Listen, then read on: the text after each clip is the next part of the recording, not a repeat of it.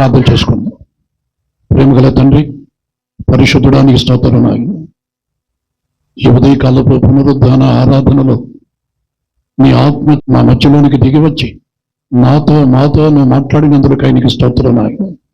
ఎవరైతే ఇరుకులలో ఇబ్బందులలో ఉన్నారు, ఎవరైతే అనారోగ్యముతో ఉన్నారు, నీ గాయాలలో ఉన్న శక్తిని దయచేయండి ప్రభు. సంపూర్ణమైనటువంటి ఆరోగ్యాన్ని దయచేయండి ప్రభా. నీ సేవకుడైన ఫ్రెడీ పాల్ని ఈ సమయంలో జ్ఞాపకం చేసుకుంటున్నాను. బ్రతికించినందుకై స్తోత్రం నాయన.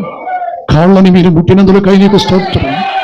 లేచి నిలిచి నీ సేవ కొరకు లేడి వలె పరిగెత్తాలి ప్రభు. ఒక అద్భుతమైనటువంటి శక్తిని ఆ ఎముకలకి దయచేయండి ప్రభు. నీ సేవకుల్ని సాక్షులుగా వాడుకోండి. ప్రార్థించినటువంటి సంఘాన్ని ఆశీర్వదించండి ప్రభు. ఒక్కొక్కరికి మీరే తోడయ్యండి. వారి పిల్లల్ని, వారి కుటుంబాల్ని మీ రెక్కల చాటున భద్రపరిచి మీ బిడ్డలు ఎక్కడున్నా మీరు ముట్టండి ప్రభు.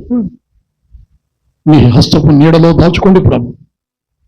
దూరంగా ఉన్న నీ బిడ్డలు కూడా క్షేమంగా ఉండాలి, ఆరోగ్యంగా ఉండాలి. కృప దయచేయమని తిరిగి మేమందరం ఈ సంఘముగా కూడుకున్నంత వరకు నిన్ను సేవిస్తూ, నిన్ను వెంబడిస్తూ, మూడుబారినటువంటి జీవితాల వలె కాకుండా తండ్రి, జీవ నది ఓరన నాటబడినటువంటి వారిమై మూడుబారినటువంటి మా బ్రతుకులు చిగురించి అనుభవంలోనికి తీసుకుని రమ్మని ఒక్కొక్కరిని పేరు పేరును నీ చేతులకు అప్పగిస్తూ యేసు నామమున ప్రార్థిస్తున్నాను తండ్రి, ఆమేన్.